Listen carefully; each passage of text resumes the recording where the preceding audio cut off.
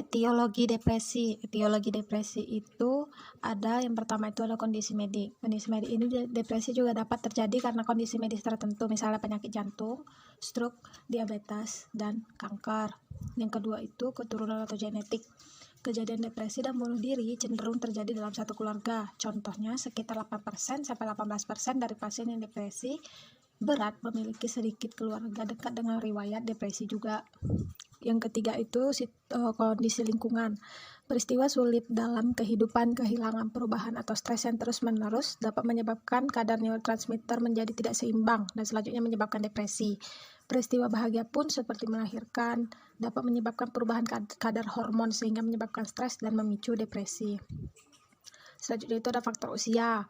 Penelitian mengungkapkan bahwa golongan usia muda yaitu remaja dan orang dewasa lebih banyak terkena depresi karena pada usia tersebut terdapat tahapan tahap serta tugas perkembangan yang penting, yaitu peralihan dari masa anak ke masa remaja, remaja ke dewasa, masa sekolah ke masa kuliah atau kerja, serta masa pubertas sehingga ke pernikahan. Sekarang usia rata-rata penderita depresi semakin menurun, yang menunjukkan bahwa remaja dan anak-anak semakin banyak yang terkena depresi. Survei terakhir melaporkan adanya prevalensi yang tinggi dari gejala-gejala depresi pada golongan usia dewasa muda yaitu 18-44 tahun. Dan yang terakhir itu ada penggunaan obat. Beberapa obat antikonvulsi seperti karbamazepin, phenytoin, obat anti kejang seperti lamotrigin, topiramate, dan gabapentin juga terkait dengan resiko terjadinya bunuh diri.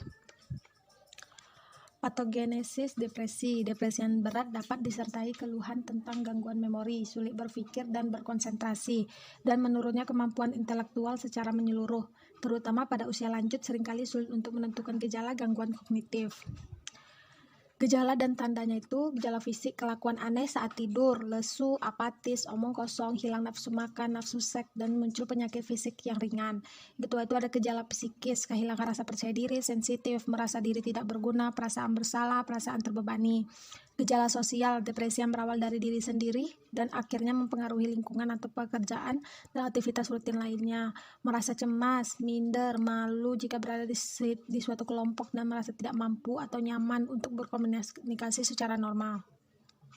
Skizofrenia. Skizofrenia adalah sekelompok gangguan psikotik dengan gangguan dasar pada kepribadian, distorsi dan perasaan pikir, waham yang aneh, gangguan persepsi sering mereda namun hilang timbul dengan manifestasi klinik yang amat luas variasinya, gejala dan perjalanan penyakit yang amat bervariasi.